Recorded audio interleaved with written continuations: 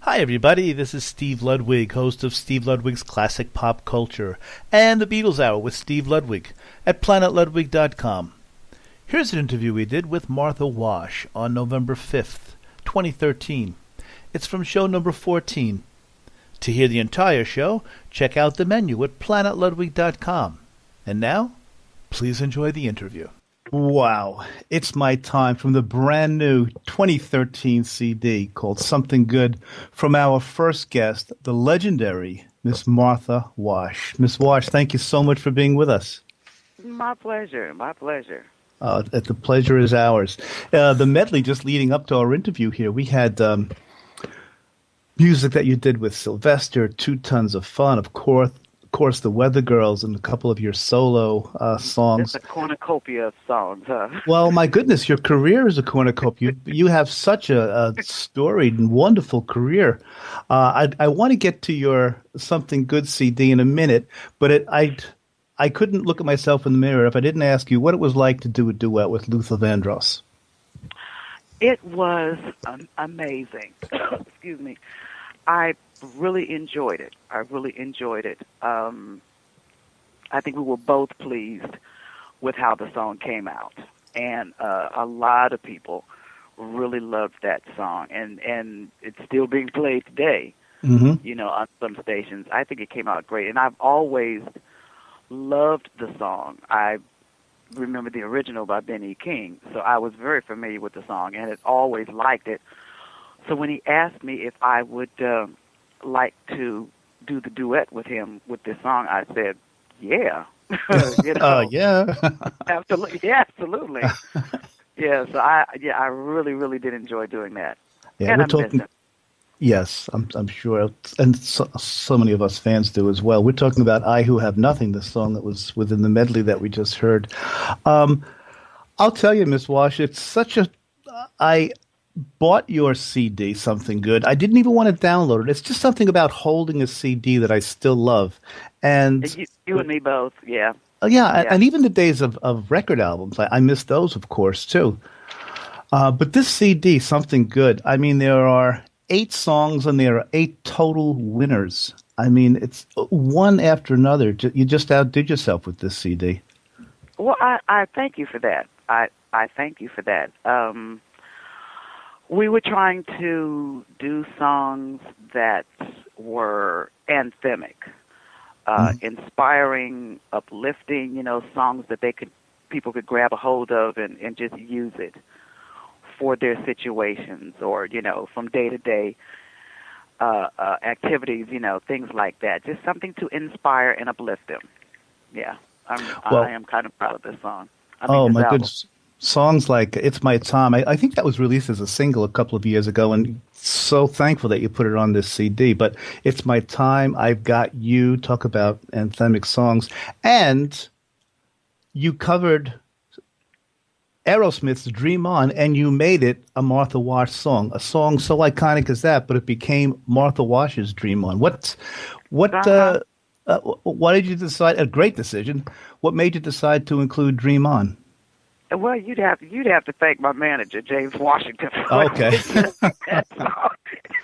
he said you need to do a cover song, and I said, why? He said you need to do a cover song. It would be great, to add on to the album. And I said, okay. So we started going through some songs, and I'm saying no, I don't think so. And he came up with Dream On, and I said, I like the song. Mm-hmm. Let's try it. We weren't sure how it would work, but it worked in there beautifully. We really tried to keep it authentic, but with my touch to it. Mm-hmm. Oh, like I said, it's Dream On, written by Steven Tyler, but it is now a Martha Wash song on this CD. It is. How do you keep your voice so beautiful? I mean, after all these years, not that I would expect it not to be, but your voice is just as powerful and as beautiful as ever. Do you do exercises, or is it just No, I don't, God and given? Or I should. I should. I'm real bad at that. I'm wow. really, really bad at it. I don't, and I know I should, but I don't. But I've just been blessed. I've really just been blessed, and it's changed over the years. And singers themselves would understand that Hmm. your voice can change over the years due to whatever but you still keep it going. Hmm. You still keep it going. I want to let all our listeners let them know that on marthawash.com, the album Something Good, of course, you can order it through Amazon as well. But if you go to marthawash.com, it's a wonderful website. Let me, if I may, I'd just like to read some of the reviews of this Something Good CD. Something Good is really something wonderful, the Huffington Post. Exhilarating and a rewarding experience, Sirius XM Radio. What a delight, Tavis Smiley. And it got 5 stars. It's on Amazon's hot new release. Not that it surprises me, but you've got to be very proud of yourself. Yeah, for it being on my own label, yes. Mm-hmm. We are pleased, and we're still pushing and promoting it as well. We just want to get the word out that the album is out there, and it's a good album to get. I think they would really enjoy it. The album is something good, but it's something fantastic, really. All of you listeners, whether you're fans of Sylvester, Two Tons of Fun, Weather Girls, Martha Wash's solo career, you will not be sorry you picked up this CD. Zach Adam, he produced, you executive produced along with James Washington. How did you meet Zach Adam? Do you have a history with him? He also wrote many of the songs. Right, he did. James was the one who introduced me to him, and Mm-hmm. The first song that we released was "I've Got You," which he wrote and produced.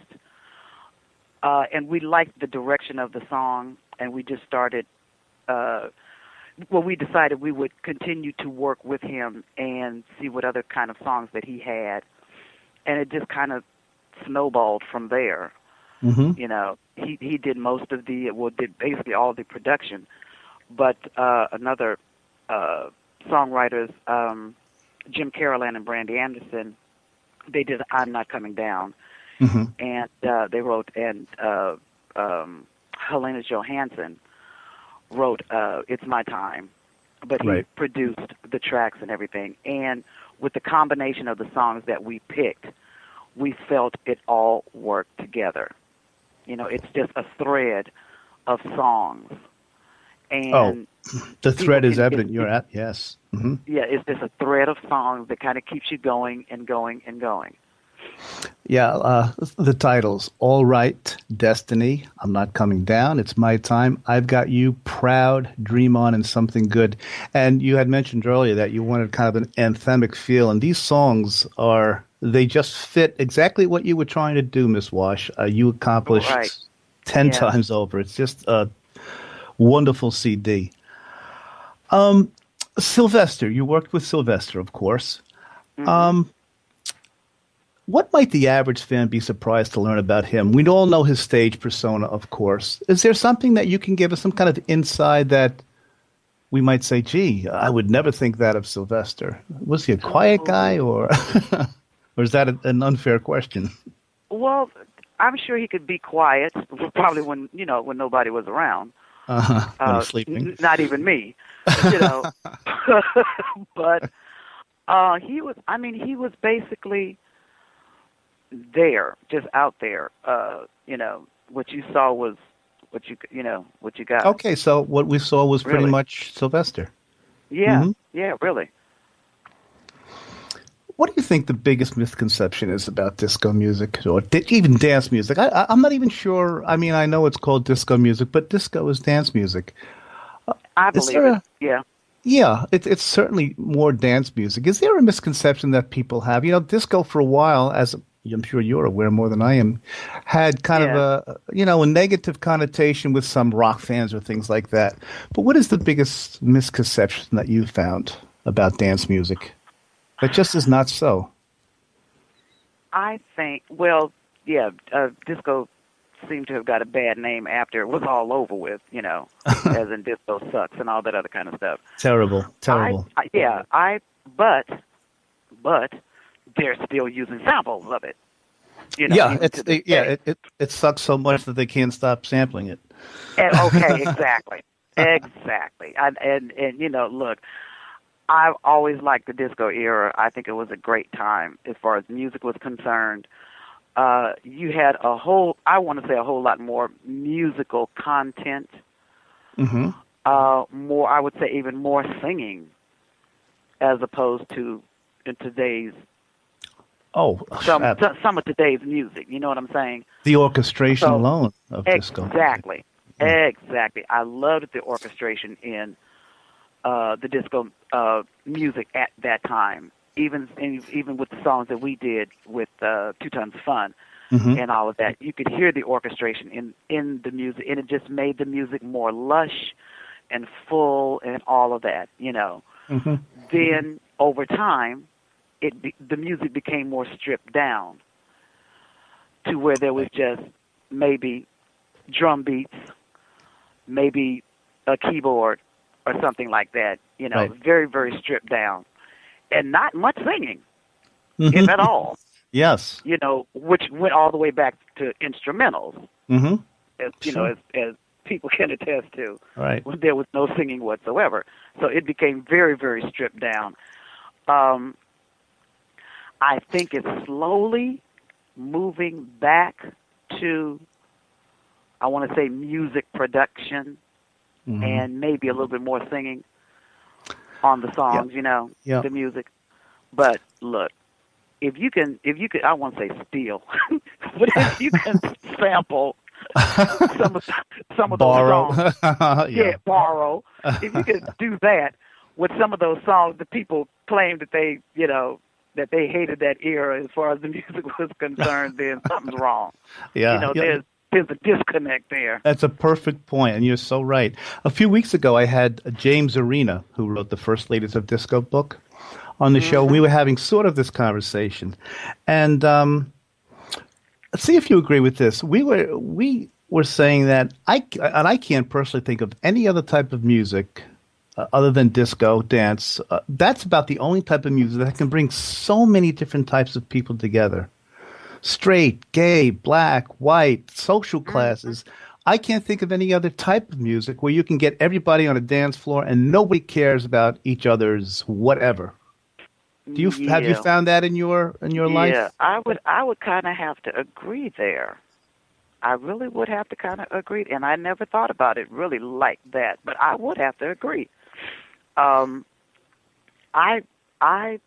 like all kinds of music, but I also, dating back, I've liked the big band sounds, and I'm thinking in my head about the music that was being played during that time, the 30s, 20s, 30s, 40s, that kind of stuff, that time of music. Well, and I think I think it was still more segregated. Definitely was more segregated then. Yes. Yeah. Yeah. I would kind of have to agree with you. Yeah. You mentioned the big band sound. I mean, disco brought so many of those songs back as well. Well, covers, of those big band sounds. So it's another. That's true. Disco is so all encompassing. And I'll tell you, Miss Wash, I grew up as a rock fan. My wife was a disco fan. Is still a disco fan. Gotcha. And I used to say, Sue, how can you like that kind of music? And you know what? Now I'm much smarter than I was back then. Disco I just love it. It's just so much fun. And do you think it had a lot to do or anything to do with, it came at a time when the Vietnam War had wound down and maybe people just looking to party. And maybe it was just historically it was a good time for that type of music or am I reading too much into it? No, I hadn't thought about that part either. You could be right on that as well. But I do know the music just made people feel good. It made you want to get on the dance floor and just dance and party and have a good time. It's, you know what? That's really, really how it made you feel. It is as simple as that. Not that it's simple, but yeah, and that's all we really want. I think is just to forget our cares for a few hours, and disco music does that to you every time. Yeah, it's very true. Yeah, what was it like performing "It's Raining Mad" with the Broadway cast of Priscilla, Queen of the Desert with Paul Schaefer? That must have been a That did that that did was that go smoothly? a hoot. That was a hoot. I really enjoyed it. I really, really enjoyed it, and they were so great, just great. Um, yeah, It must. I had went to see the show after uh, Hmm. I did it, and that show. Oh my God, it was like you can't take your eyes off of the stage. Mm. You have to be committed to watching everything that's going on at the same time, Hmm. which is a lot Yeah. going on at the same time on that stage. It was just, I loved it. I really did.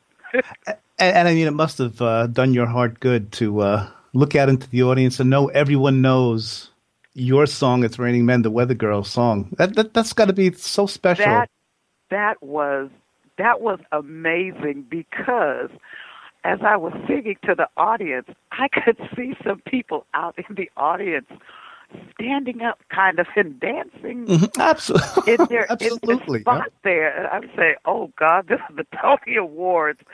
You know, you have to Yes, be a but little it's bit. Martha Wash, though. It's not the Yeah, but Tony Awards. I It's mean, you Martha have to Wash have a singing. little bit more decorum, I would say.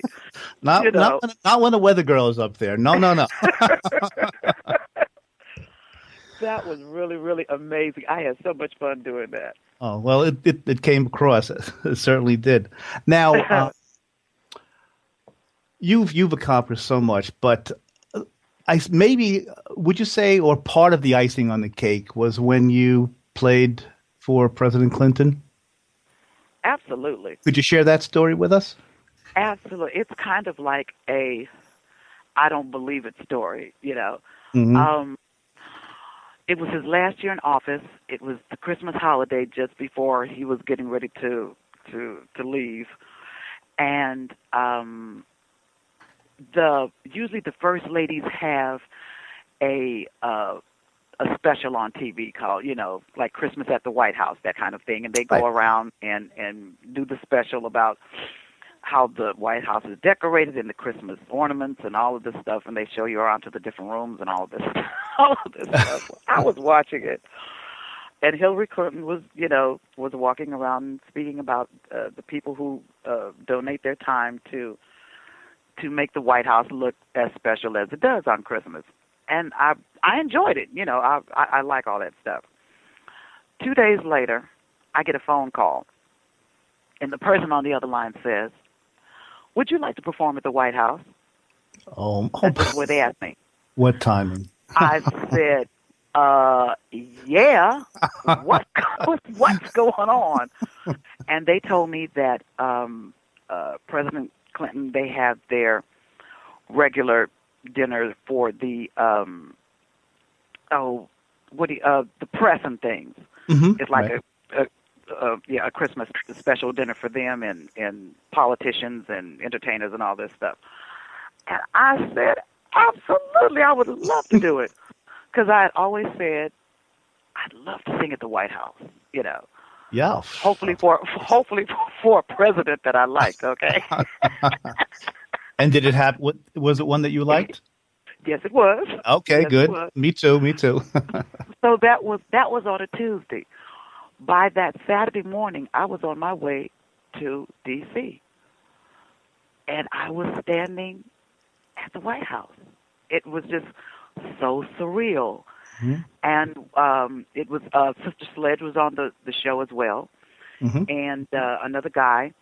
And we got there, checked into to the hotel and everything, and then went over to the White House to get instructions and rehearsal and all this other kind of stuff. Well, that night there was a big snowstorm, and they were expecting like 500. I think it was 500 people, and I think about maybe 400 showed up Hmm. because the other ones couldn't get into D.C. because of the storm and everything. Right. And it was cold and snowy and everything, but I didn't care. I was at the White House. Of course. I was at the White House. I was going to do this. And they wanted me to sing It's Raining Men, President and Mrs. Clinton. And I said, are you sure? And they said, yes. And I said, well, okay, fine.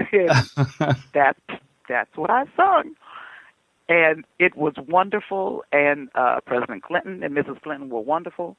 Chelsea was there, and we took pictures and all this stuff. And everybody had a great time. And we're, like looking at each other and saying, I can't believe I'm at the White House. I mean, you made it long before the White House appearance, but you're probably saying to yourself, okay, I've made it. I've sung at the White House. Exactly. Although we've known it long ago. But I've done this. It came true. It came true, So, yeah, I think that was one of my highest moments, yes. Well, Miss Wash, I want to thank you so much for your time. I want to once again remind our listeners now, Something Good is the name of the CD. Everyone, you have got to at least download it, but buy the CD. Hold it in your hands. There's just such a thing about it.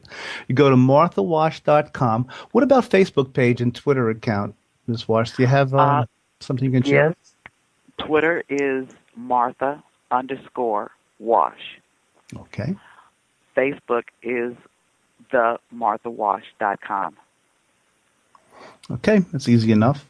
And, of course, marthawash.com. And I did want to tell you, Ms. Wash, I really liked your section in James Arena's book, The First Ladies of Disco. It's a great – I mean, if anyone would like to read that book, there was so much information about you and the sisterhood of disco, so to speak.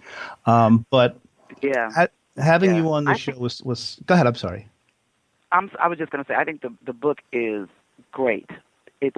It's so informative, and even to us singers that we've talked back and forth about some of these singers we had kind of forgotten about, some of the ladies, and so it's an amazing, almost kind of encyclopedia of it is. that time.